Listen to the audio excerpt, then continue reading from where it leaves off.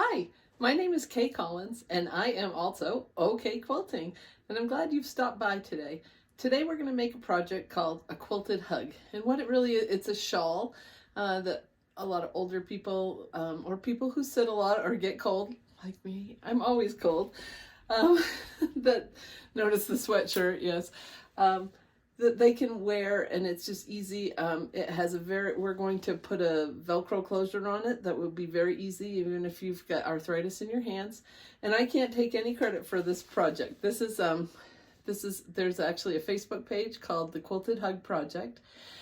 But what I'm doing is I'm doing it on the Longarm, and I'm using this as a little bit of a skill builder for you. So if you're a long armer, this is a great way to practice a new skill. And it gives you a great way to practice some either pro stitcher skills or some free motion or whatever you want to do, because we're going to have long strips that we can quilt as borders. So it's a great project all around. It's good practice for us, and that we end up with something that is a great gift for someone who will probably really appreciate it. So down below there is a link to my instructions and also to the actual handouts from the company. So if you follow that link, it will take you to a page where you can go ahead and download that. So but the first thing I've done, so just so you know where we're at, I have loaded about 2 yards of polar fleece onto my machine, and I have quilted a plumb line, and I know you can't see that. So my polar fleece is kind of an off-white color, and the thread I'm using is a really light orchid. I don't know if you can see that, but it's just it's like the same version of my sweatshirt, but much, much lighter. I wanted there to be a little contrast. I don't know that it's actually going to show up much, but at the same time, tension can be an issue because I am not going to use batting. I'm just going to use the polar fleece. I feel like using polar fleece and batting and then your fabric, that could get a little hot. And so that might be a little much. So I'm just using polar fleece today. So I will have to be I've already checked my tension, everything's good, but I will have to keep track of that a little bit better because I only have 2 layers. The other thing that I have different going on today is that I have my square 1/4 inch foot loaded on my machine, and I'm going to use that. If you don't have Pro Stitcher or electronic channel locks, this is a great technique to just use to measure your 1/4 inch seams. It will help you quite a bit. The other thing that I've already done in advance is I've made a bunch of strips. Now, if you look at the pattern, it kind of starts out wide and then goes down narrow. I'm not going to worry about that. I am just going to quilt wide the whole way, and then I will have extra fabric. In the pattern, they say that you can just use the polar fleece for the pockets, but my pockets are going to be quilted on the inside. So all this is 2 strips with the fabric. They are stitched together, and I pressed them. I did press them open. And we are going to use and the other thing is I kept track of how many inches of fabric I was doing. So if you're just kind of randomly going at it at your machine, I would have a post-it next to you where you keep track of how many inches you've done, because once you start rolling it up, you have no idea what you've got going. All right, so are we ready for some fun? I'm not gonna be totally random. I'm gonna start with, I think, a color that looks good next to most people's faces, which is kind of that peachy color. So I already have a plumb line on here. So what I'm going to do is I want to stitch down this first piece, and I'm just going to line it up. And the one nice thing about polar fleece is that it's a little bit sticky. Like, it kind of grips this. Now, one other thing that I'll just say is if I put all my strips on and line them up on that side, I'll have one big chunk of seams. So I'm going to try hard to remember to kind of switch it up every time. All right, so that is lined up with my line, and I do want to just go ahead and tack this down. I am not going to use a basting stitch. I am going to just use my regular old, usually I'm at 11. Let's see what I'm at today. 11. I don't know. I have a thing about ones. Okay, so here we go. I'm going to go ahead and set my horizontal channel lock. And then I'm just going to go across the top here.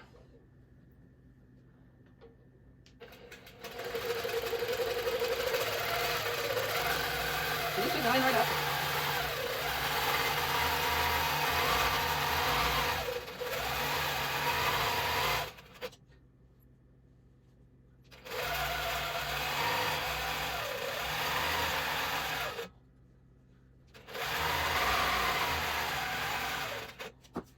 So there's my first piece on. And I think that as I go, I should probably just go ahead and cut off these extras. And then we'll use them in something else. I don't know what, but we'll use them. Okay, so that was the first piece. Now we're going to put on the second piece. So I'm going to undo my channel locks. And let's pick the next piece. How about this one? Okay, now I don't want my seam to line up in the same place. So I'm just going to deliberately set the middle first. So what I'm doing is I'm placing this fabric face down on top of the first fabric so that the bottom edges line up together.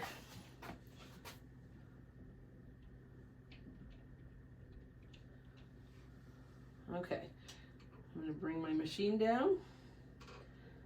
Now at this point, I can just use my 1/4 inch foot to zoom along there, but I have Pro Stitcher, so why would I do that? I'm going to use my channel locks. So I've got it set, so I'm going to hit horizontal channel lock, bring up my bobbin thread,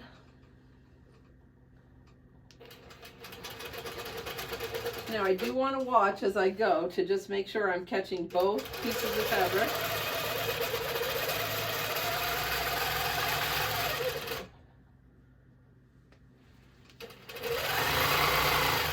And that looks like a little bit more than a 1/4 inch to me. Okay, so, and it is. I can see that it's about 3/8. But you know what? No one's measuring, so it doesn't really matter. We just, I may need to add another piece on at the end if I don't have my 34 inches. But I actually left myself an inch, so I think I'll be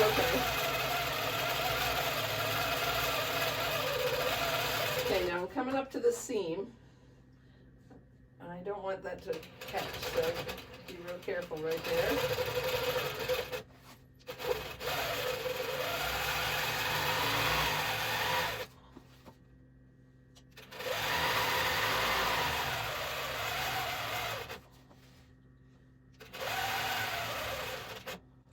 All right, there's the second piece put down.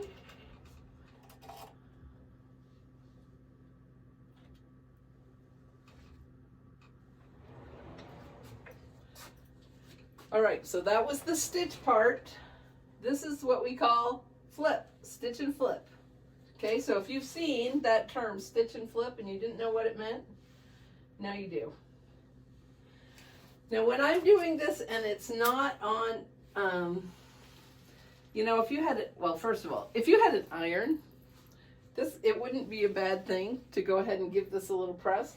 But this line is already quilted down, so that's not going to move anywhere. Now you can tell that I'm a little bit funky, so that's okay. I know that this piece is about a 1/4 inch longer than this piece. Yeah, Kay's not the best piecer. All right, so that's fine. I was doing that at 1 a.m. probably. So now the next thing I could do is, now that I have that first piece fully tacked down, I can either free motion quilt that, and I can wait till I have a few, but before I roll this part up, I want to make sure that that part is quilted. What should I do today? Let's do some free motion. Okay, we'll just do some release. So let me come up here to the middle, and then I'm just gonna, in my brain, I'm gonna practice this. So I'm gonna do a design where I come out on the bottom and then come back the top, and then the next one comes on the bottom. So I want to start in the middle. Okay, so I'm going to do the bottom and then come back. And I'm going to do the bottom and come back. Bottom, come back, and it's okay if they're not all the same shape.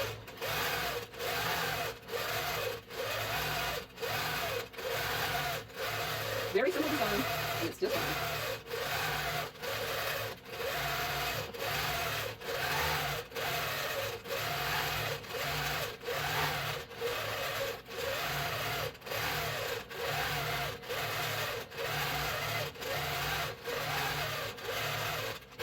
Okay, stopping so I can move. I generally want the machine to be in front of me, and I know I'm leaning a lot. Probably be better off if it was a little closer to me. I have a 24-inch machine, and I am kind of out here at the edge, but I'm not going to do too much, so I'm not going to worry about it.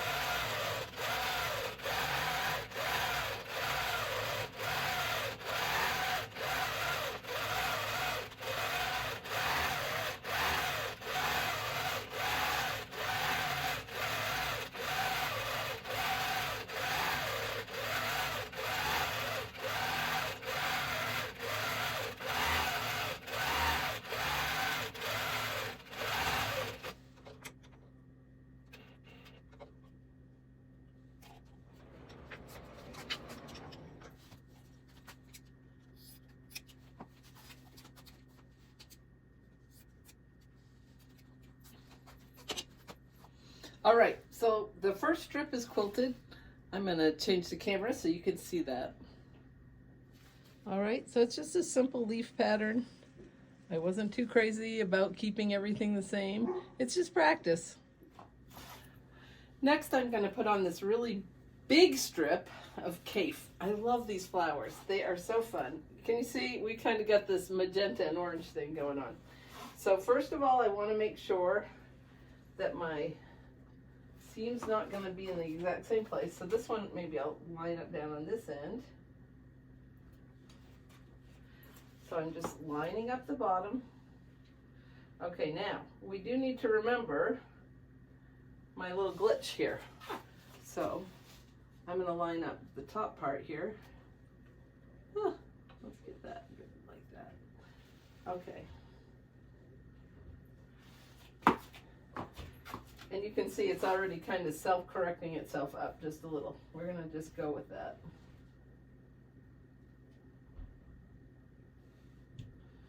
All right, so now I'm ready to stitch down number 3.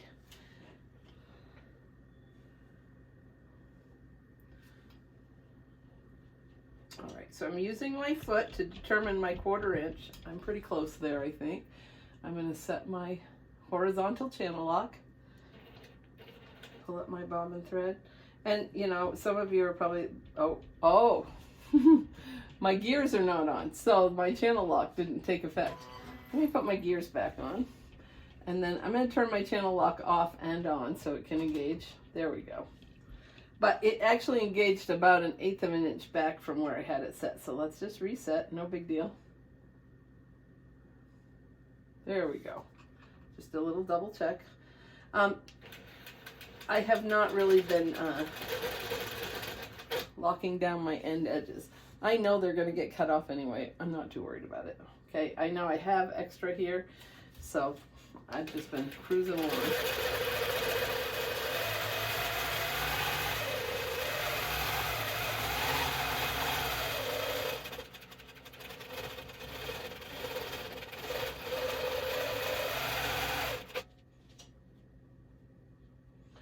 Okay, I'm real close here, so I'm double checking to make sure. So this, I think what's happened is this second row is creeping up on me a little bit. So before I keep going, I am just going to tug that down and make sure that everything's flat.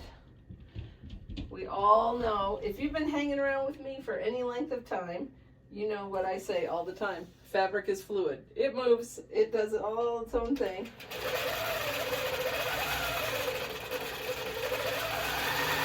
I can tell we're okay now. And now I'm kind of giving just a little tug to keep everything firm.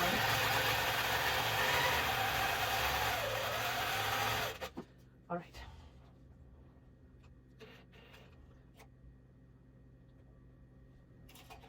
But before I move on, I do want to make sure that I don't have any holes in this seam. I want to make sure, and I don't like how that looks right there. I think right there I have a little issue. No big deal. Okay, so we're just going to lay this down again, and I'm just going to back up a little bit, and I'll just put a new line on. This is going to be super easy, right? Because it's already tacked down. But let's just go behind my original row of stitches just a tiny bit. Go ahead and lock in my horizontal channel lock again.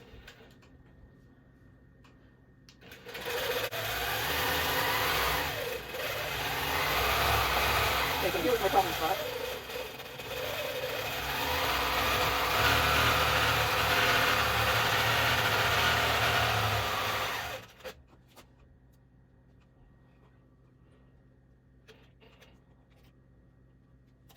Now let's double check again before we move on. Because right now it's easy to fix. Later it won't be. Yeah, that looks a lot better. You know what though? I still feel like that is pulling up just a little bit. Okay, so drastic measures. Now, I could just maybe fix that one spot, but I really do want my seam to be nice and straight. So why wouldn't I just do it again? 3 cents of thread. I'm not worried about it. Okay, so I'm done with being cautious and careful. I'm going to back up enough so that I know that that's going to get caught. Now, is this going to be as pretty as it should be on the back? No. Okay, but I'm not going to go pick it out because it's through fleece. So I'm going to go ahead and bump back a little bit. So what I know now is I may need to add a strip because I'm losing some ground here.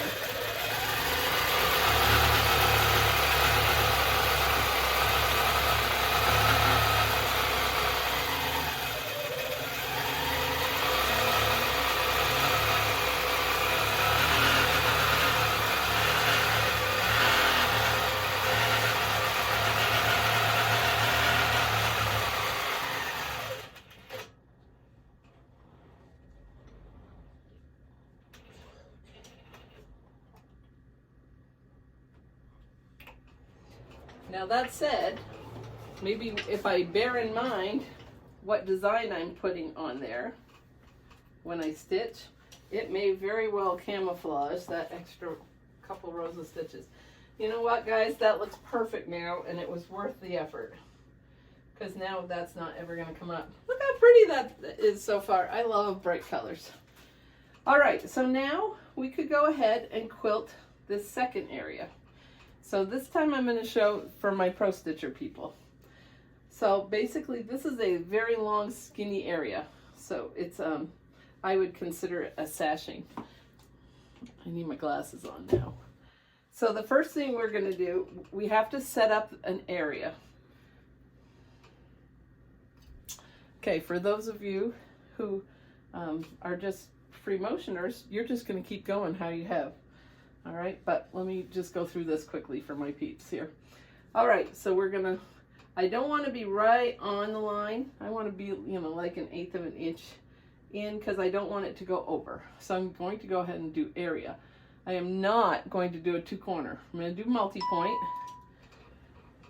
Okay, and I'm just going to go, I don't know. I'm not too worried about this not being super straight because of how we're making it. But I'm still going to ping about every foot or so.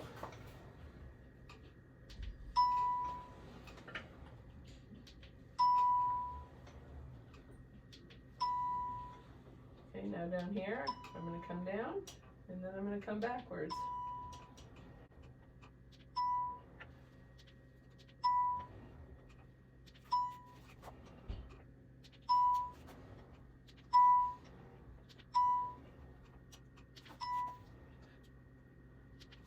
Here's my area.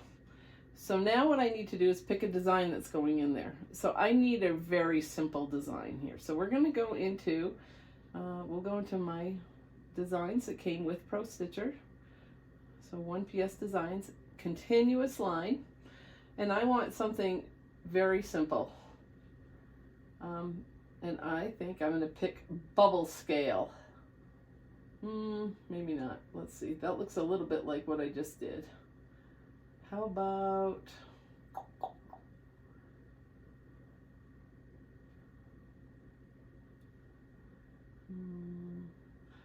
you know, oh, we're going to use heart triangle. Okay. I'm going to move you up here. So this design is clearly too big for our area. Now I know that this is like, it was going to be 2.5, I think. If I'm not really sure how big that area is, I can go ahead and touch my measure button and just go up to the top again. And it's telling me that my space is about 2 inches. Okay, my Y says 2 inches. So let's reconfigure this little guy. So let's go to modify, resize, and we are going to lock the aspect ratio and touch height. And now it's 5 inches high right now. Let's make it 2 inches high. Now, the only reason that's important is because I need to know how many I want to put in there. Okay, so now I'm just going to drag it up in here so I can kind of see what's going on. Let's touch the house again. Now, I'm going to go to my repeat button. And I've got, with horizontal repeats, I'm just going to keep adding repeats until that area that fit pretty well. If I wanted them to be a little closer together, I could add a couple more. Now I am going to baseline those, and now I'm going to go to modify, skew. Now triangle skew is grayed out because I have a bunch of points that I put in. So now the question is, can I use skew or border skew? This is for sure a border skew because I have a lot of points in. So we're going to hit border skew. Okay, now I don't really like what happened there. I don't know if you can tell, but some of the hearts went a little wonky. So I'm going to undo. That happens sometimes. You can't always control what skew does. We can try regular skew. Yeah, I knew that was going to be a train wreck. Okay, so here's my situation. It's not going to skew in nicely. There is one other trick I can do, but I already baselined it. So here's what we're going to do. We're just going to resize that a little bit more. I'm going to take lock off, and I'm going to change the height by just a few clicks. Okay, so now they look a little shorter and squattier. I'm going to go to reposition, and I'm going to nudge that design up so that none of the points. Okay, I think I'm good to go. So I'm going to go ahead and baseline again because I made a bunch of changes. I'm not going to bother to save this. I know I probably should. Okay, but usually when I'm just doing one line like this, I don't worry about it too much. So I'm showing you real life what I do. In real life, sometimes bad things happen. So we'll see what happens.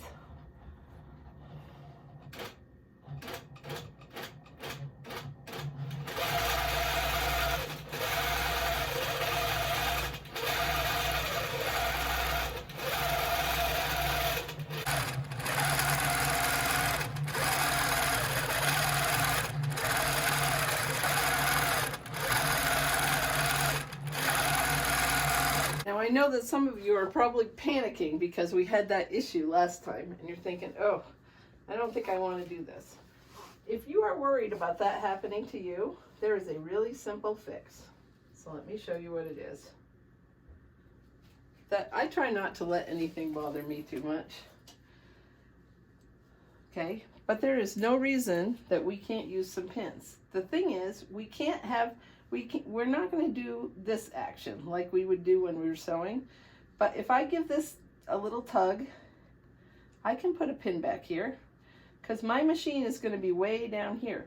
But I do need to make sure that those two things are lined up. Okay. All right, so that will help me. So I'll go ahead and put a few pins in this one, mostly because this piece is so large, I am a little concerned about that one shifting. Because fabric is fluid.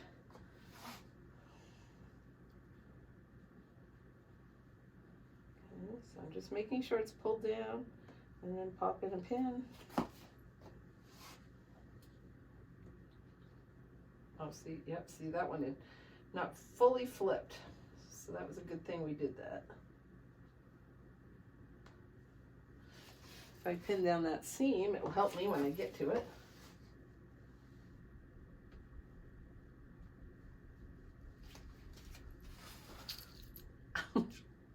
Stuck right in me.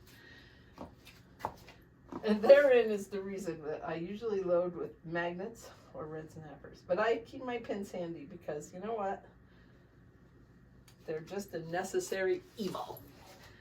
Okay, so that one is pinned down. It's ready to be stitched. So let's come back here.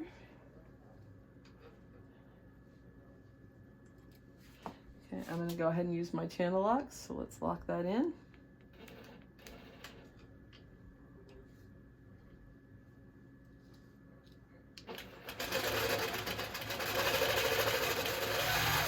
Okay. So I know my channel locks are straight. Apparently straighter than I thought.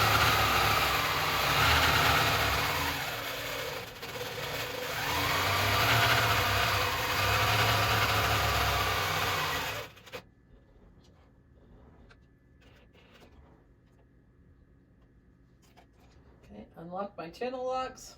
Unlock my channel locks. There we go. And then take the pins out.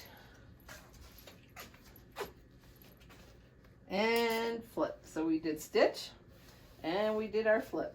Now I'm getting down close to my bar now. So I probably need to advance. Because I'm not doing an all over design, I don't need to do a drag and drop or anything. I'm just going to go ahead and advance my quilt, and I'm going to keep going. So I'll quilt this one before I advance, and then I can advance into this area and then save the next piece. But I don't want to quilt this piece until the next one. This one's okay to quilt, but once this one gets tacked down, then it's okay to quilt. All right, I'm going to keep going. You need to have about 34 inches of quilted fabric. There will be some trimming. You'll lose about an inch. So if you end up at 33, you're probably okay, because technically it's 32 and a half. All right, so I'll keep going and I'll see you back in a few minutes. So my stitch and flip piece of fabric basically is all done. So now I'm going to trim it up.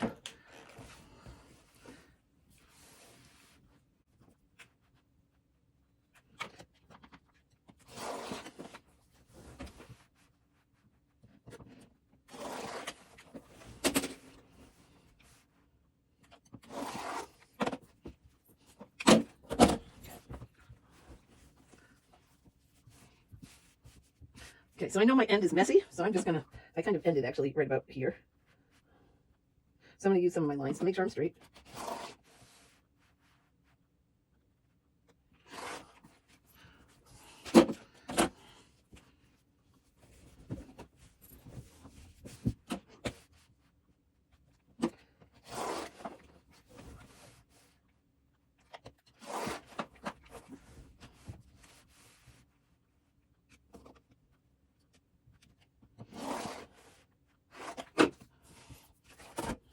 Extra here.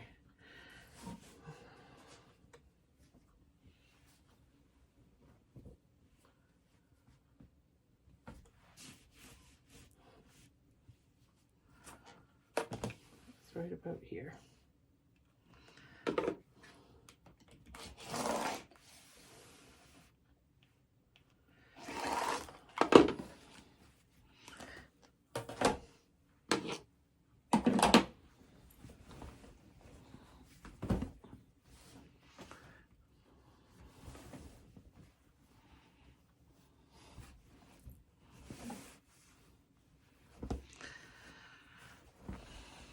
So just so we can get an idea of how it's going to look, it's going to be kind of like that.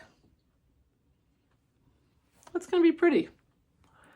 This is the page that I've been using. And so it has a little pattern here. So I might be a little bit long. Let me just check. So this is about, if I did it this way, it'd be easier. 34.5. So I just saw something for the very first time. So this is the one I've been using. But if I go backwards, let's see, can I get back? There's one here that has a ladies, it's a small, a large, a plus sizes and men. I can't, that one, oh, and an extra small. So I'm kind of in between these. So I can decide, I don't know. I'm not sure that the length is a real issue, to be honest. I might just go, they all kind of have the same measurements over here on the side. So I'm basically going to measure down on this side and then measure, so I have it folded in half as well as I can. So the next measurement that I need to do is down here, which is 14.5. So I'm going to measure this. That would be 7.25 halfway. And then I'm going to mark it to wherever the other point is. And then I'm going to trim it. I have marked down from the top and in from the bottom. And so now I need to cut off this part. And believe it or not, it's longer than my ruler. But this is my old broken ruler. And I didn't throw it away. And so now I can use the two rulers together. See, and that's why we don't throw things away, right? Now I'm cutting through 2 layers here. So I'm going to use my 60mm rotary cutter. Hopefully it's sharp, because this is a lot of fabric.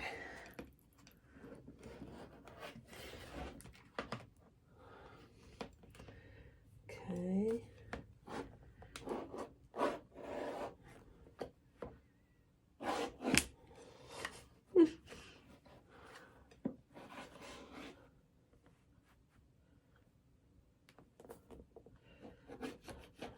Okay, actually what I'm going to do is, now that it's lined up, I'm going to use the one with a handle because I feel a little safer. If I were really smart, it would be on this side, huh? There we go. Okay, now these are not garbage. These are the pockets, so don't get rid of them. We are going to make beautiful pockets out of these that are going to go on the inside of this. All right, so now that we have this, you're going to be able to start getting the idea of how this works. And if I have to do a little trimming, I will. It's possible that I didn't cut totally straight.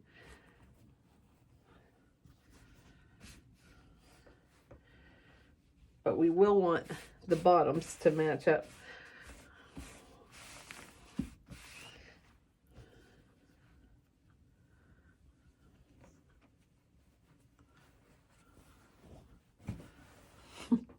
This is when you need a little bit bigger table, huh? So I'm just going to fuss with this for a second, and if I need to trim it, I will a little bit. I've watched quite a few videos of people making these, and most people are they're doing a little bit of trimming when they get down here to make things match. But they don't really need to match front to back, right? I mean, it's okay if the back's a little bit wider. So we're just making sure that it looks good. So now our next thing to do is we're going to need our pockets. And they're going to actually go on the inside. So if I keep these together, we want our pockets to be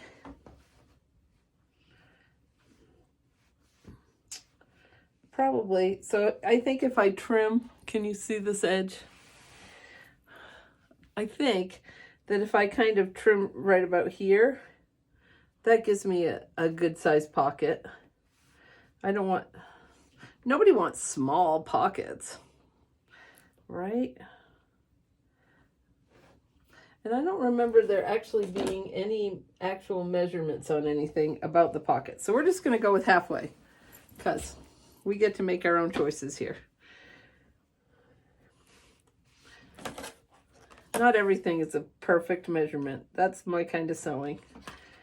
Okay. And we're just going to put a piece of binding on the top. Then we will repin this here, and we will sew it from the other side because we can see the edge. So I'll show you. So I've put a binding on the pockets, and they're going to go right here. So they need to come all the way to cover the edges.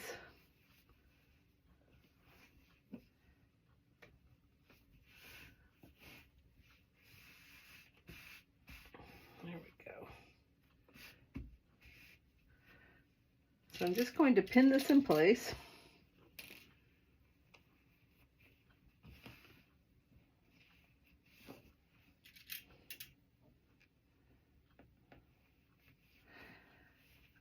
All right. Now we'll sew this down from the front, and then we can easily trim off what we don't need. The pockets are sewed in, and now we can trim them.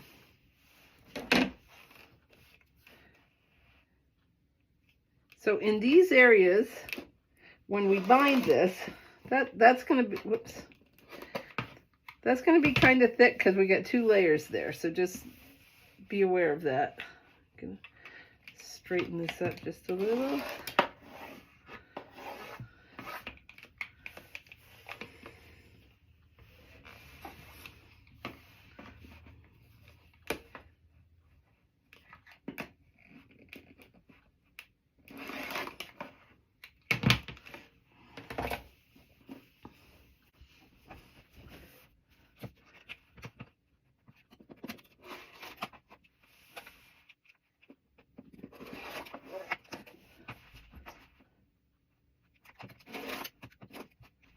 Now that, let's take these pins out. Now that the pockets are in, the next job is to bind the entire outside edge of the whole cape. As I was putting on the binding, it occurred to me that we have different angles than a 90-degree. I don't know what these are exactly, but it doesn't really matter. First of all, you need to know where the center of that angle is, and that's pretty easy for me to eyeball. I did put a pin there. I thought it might make it easier for you to see. So you will sew up to that point, and I can kind of feel the pin in there, so it's pointing to it. So I'm going to sew up and then stop when I get to the 1/4-inch spot, basically. I'm putting my finger there. The pin's not really going to get hit, just so you know.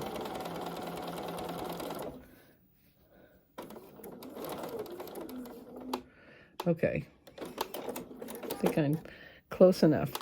Now, you're going to fold your binding back, not straight on itself, but straight in line with the new side. All right, which is, if you think about it, that's what we do all the time. but it's just, it feels different here.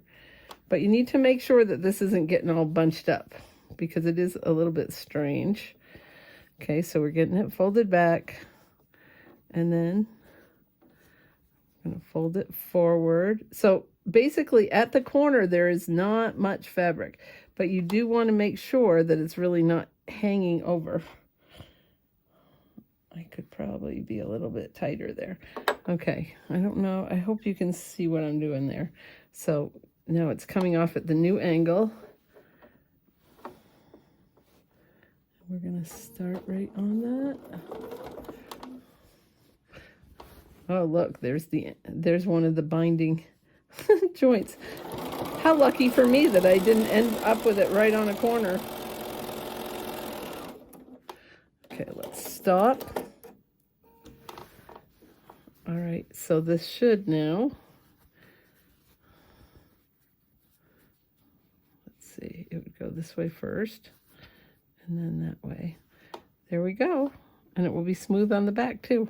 All right, so you can do that. It's not that hard. Just remember that when you fold it back, it's in line with the side where you're going, not in line with itself. The last thing we need to do is make a little placket to hold it together. So they tell us to make that 3 inches by 8 inches.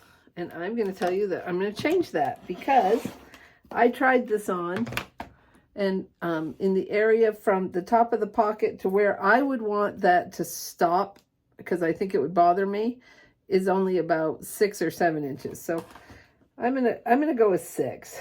2, 3, 4, 5.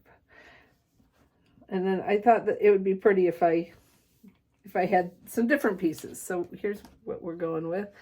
All right, so let's do 6. Let's see. You know what? I'm going to go 7 just because I think it balances better. So this is totally a visual thing. I think I can make that work. All right. And then what we do is we cut a piece of fabric. What we'll do is we'll sew around the edges, turn it right side out, and then top stitch. So let's get that done. This is going to go on the front, and it will be half stitched down and half velcroed. Now I had a little bobbin mess up there, but I'm just going to make sure that that is the side that is not flapping open, because the other side looks good. So I have some hook and loop, and of course I don't know why I have pink hook and loop, but I do. So we're going to use it today. I have all sorts of colors. And it's Sewology brand, so it must be from Hobby Lobby.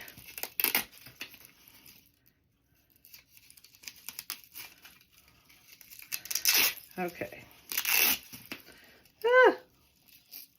Has a mind of its own. So I need a piece that's going to be about that long. Okay. I am not using my good scissors on this.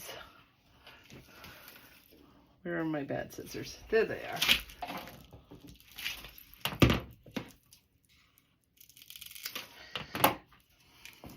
Okay. Piece of advice. Put the scratchy one on the outside that's going to be going out, and the soft one that's on the inside of this. That way, if it's flopping around, it won't scratch the wearer. So we're just going to stitch the soft part on this side that doesn't have the little bloop on it. And then we'll do the next part.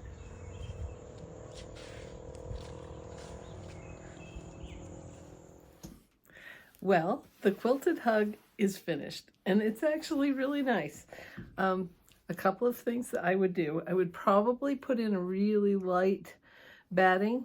Although this is plenty warm, it was a little squirrely trying to put the binding on. That would be the only thing. I used a 2-inch binding, and it worked fine. If I were going to put batting in, I might go to a 2 1/4. And I did put it on. I sewed the binding. I sewed the binding on the back, and then top stitched it on the front. But there wasn't anything too difficult about this project, and I think it was really fun. Now, if I were going to make one and I was in a hurry, I would probably piece the pieces on my sewing machine and then throw an edge-to-edge design on them, because that would be faster than the custom work. But you know what? This is custom and it's really fun. So I'm pleased with how it came out. It was a fun project. I will probably do it again, because there's always people who could use a quilted hug.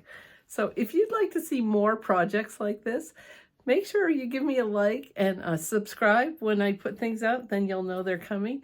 And let me know if there's something you'd like me to give it a whirl on a long arm. I'm always game to try things. So thanks for stopping by, and I hope you make a quilted hug for the people in your life. Take care. Have a great day.